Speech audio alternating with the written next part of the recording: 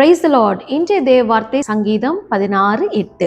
கர்த்தரை எப்பொழுதும் எனக்கு முன்பாக வைத்திருக்கிறேன், அவர் என் வலது பாரிசத்தில் இருக்கிறபடியால் நான் அசைக்கப்படுவதில்லை. ஆமென். யார் அசைக்கப்படுவதில்லை என்று பார்க்கிறோம்.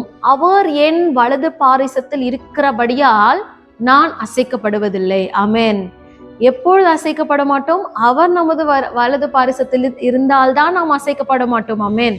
நம் பலத்தை நாம் நம்பினால் நாம் அசைக்கப்பட்டுருவோம். என்னோட டிகிரி மெடல்ஸ் எல்லாம் இருக்குன்னா நம்ம அசைக்கப்பட்டுருவோம். எனக்கு சொத்து இருக்கு, சம்பத்து இருக்கு, ஆஸ்தி இருக்கு, அந்தஸ்து இருக்கு, நம்ம நம்பணும்னா நாம் அசைக்கப்பட்டுருவோம். ஆமென். நாம் எப்பொழுது அசைக்கப்பட மாட்டோம்? கர்த்தர் நமது வலது பாரிசத்தில் இருந்தால் நாம் ஒரு நாளும் அசைக்கப்பட மாட்டோம். ஆமென். தானியேலை பார்த்தீங்களா? ஏன் சிங்க கெபியில தானியேல் காக்கப்பட்டாரு? ஆமென். ஏன்னா ஆண்டவர் அவருடைய வலது பாரிசத்தில் இருந்தபடியினால் யாராலையும் அவரை அசைக்க முடியல. ஆமென். எப்பேற்பட்ட சிங்கம் போல பிரச்சனை வந்தாலும் ஆமென் உங்களை அசைக்காது. ஆமென். ஏனென்றால் தாவீதோட வலது பாரிசத்தில் கர்த்தர் இருந்தாருங்க. ஆமென். அதே போலதான் ஷாத்ராக், மேஷாக், ஆபேத்நேகோ பாருங்க, எவ்வளோ அக்கினி சூளையில போட்டாங்களோ அவர்களை ஒரு சேதமும் அணுகல. ஆமென்.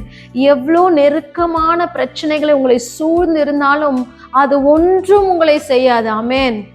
ஏதோ ஒரு ஸ்விம்மிங் பூல்ல இருந்த மாதிரி இருந்திருக்கும் அவங்களுக்கு. ஏன்னா கர்த்தர் அவர்கள் வலது பாரிசத்தில் இருந்தபடியால். ஆமென்.